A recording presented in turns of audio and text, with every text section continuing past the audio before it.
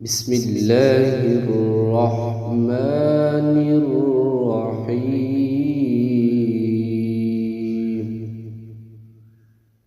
إذا جاء نصر الله والفتح ورأيت الناس يدخلون في دين الله أفواجا